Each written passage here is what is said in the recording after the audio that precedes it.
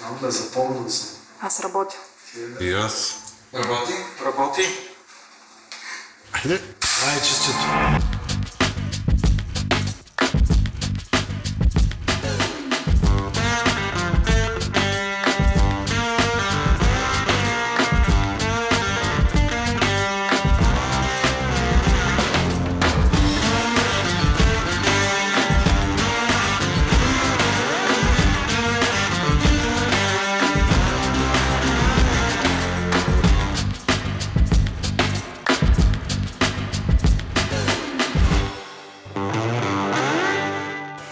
Това е Wine Hunt.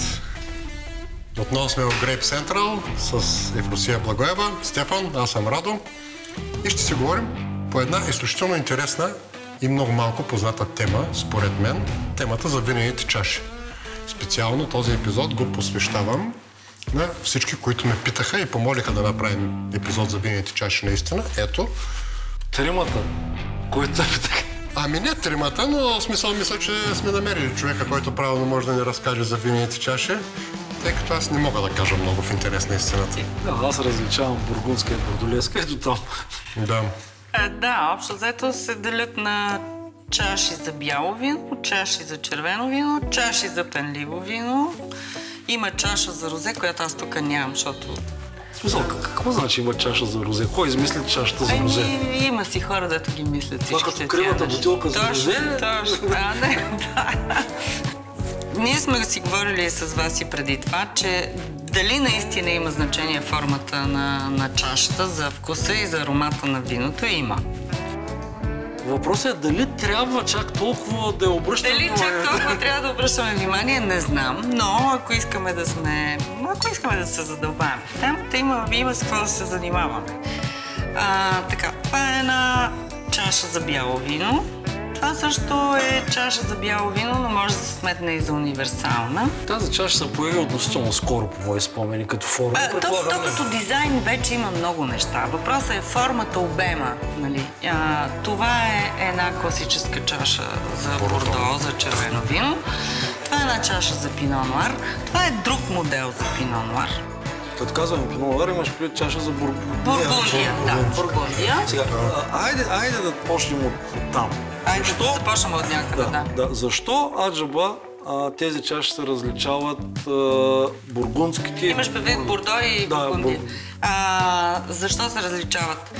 Какво прави впечатление? И двете чаши са балон. Обаче този балон е по-отворен в основата си, докато този балон е по-строг.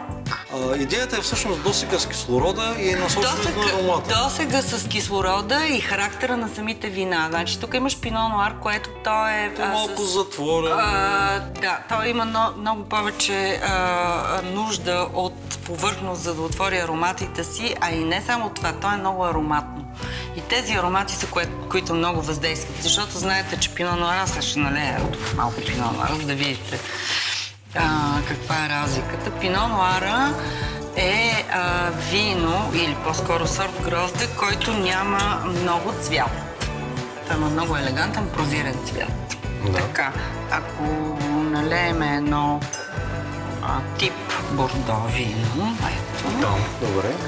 Ще видите, че то е много по-плътно като цвят. И бордото е по-строго. Това са вина, които са много по-строги и като аромат, като изява, като вкус. Тази чаша позволява да събере аромата и тази строгост, която те излъчват, да се прояви по най-добрия начин. Докато пино нуара има повече нужда от повърхност, да изяви ароматите си и освен това да се види този много красив цвят. Вярно е, че наистина в тази чаша с това дълго. Да. Представете си го един пино в така затворена чаша и като гледка. От друга страна, наистина аромата тук се проявява много повече. Тук е по-важен аромата, тук е по-важна силата и структурата на виното. Тоест, това всичкото не е просто един, как да кажем, такъв заговор на производителите на чаши, които гледат да продадат повече Тези чаши. производители на чаши, те са известни добрите фирми, Разбира се. те си ги произвеждат от стотици години, но тези хора, които работят там, те са посветили много време за това да изследват как се проявяват вината и да стигнат до най-доброто. Нали. Има специална чаша за шардоне, има специална чаша за ризлинг. Нали, това са вече... Не е ли прекалено? Прекалено е, Стефан. Да. Аз съм ви разправил. Живееме във времена, в които всяко нещо се штудира до края Имаше на много предел. детайли, влизане в детайл. Разправил съм ви историята и на двамата. Един от първите ми сблъсъци с... не сблъсъци, първият ми може би осъзнат интерес към виното. Да. Който беше, отивайки аз в една книжарница и купувайки си книгата Wine for Dummies. Която от проекцията For Dummies имаше какво ли не, включително Wine. И почвам аз да я чета. И в нея тя почва с предговор, написано от двама мастера Wine, за съжаление, естествено не по-големината, американци, мъж и жена, които почват така. Има държави, които хората пият вино в обикновени водни чаши, докато обядват. Така е, да, разбира се. Няма нищо лошо в това. Аз съм го виждал това и като го казвам, нямам преди да омаловажавам това, че някой човек се е трудил за да направи това или това. Въпросът е, къде всъщност е границата разумната? Докъде стига... Ами аз смятам, Стефан, че всеки си определя сам. Докъдето има интерес, да. Ако имаш някой интерес към интерес, това да изследваш как се проявява виното в различни чаши, защо да не си го позволиш? Ако си на село и... Като казвам на село, ако съм на село и нямам подходяща винена чаша, ще си налея в една водна чаша. Няма да ми се прояви ароматът и вкуса както трябва, но ще си изпия виното с храната. Добре, ти колко вида чаши имаш у вас? Аз имам за пино, имам за бордо и имам универсално. Аз, примерно, имам едни, които са ги наричам за червено вино, които са тип бургундски чаши. Да. И имам едни, които ги наричам за бяло вино, които са по-малки бордолезки чаши. А защо са по-малки, знаеш ли? Не. Защото ако... Ето я сега, нали, ето я бордо чашата, ето я другата, която е за бяло вино и която е универсална, нали? Има едни за бяло вино, които могат да бъдат още с по-малък обем. Бялото вино не се нуждае от толкова голям обем, защото то ще се загуби. Иначе процесите, които се случват вътре в чашата са същите. Но червеното вино поради цвета си и интензивността си иска малко по-голяма чаша, по-голям балон. Чисто визуално. Чисто визуално и естетически, нали, като усещане. Докато бялото вино, ето сега ще го налея и бялото вино, то е в тази чаша и се чувства Ако го налееш тук в тази чаша, малко ще се загуби. Хайде да си кажем на здраве, вече имаме тържащи. Кое избираш? Аз ето. Добре, аз ще взема бордо. Аз съм си пинал на здраве. Аз също, като се замислих сега, всъщност аз имам тип бордо, тази, която е каберне савиньон. Това е абсолютно достатъчно. Ако щете, ето това е една универсална чаша, в която може да налееш и червено, и бяло вино. И дори всякакъв стил и бордо може да налееш и бургундия до някъде, защото вижте как е направена. Тя е наистина универсална чаша. Тя е направена така, че тук имаш това уширение, нали? След това затваря. И ти имаш повърхността за досега с кислорода и след това имаш и това разстояние, което да концентрира аромата. Така че нали, нека да не сме сноби, не е нужно хората да си взимат всякакви видове чаши, да имат вкъщи. Нужно е да имат една хубава универсална чаша за вино и могат да я ползват за всичко. Дори и за вода могат да Как мислиш, големи, значи защото това в момента аз даже сега трябваше може би да го намеря един материал, бях чел много интересен, как се променя през годините в заведенията обема на чашите. Например, в рамките на 50 години как се е променил? На 50 не знам. Да, защото те в началото са били... В началото са били допускам, че са били някакви такива, по-скоро. По-малки са били.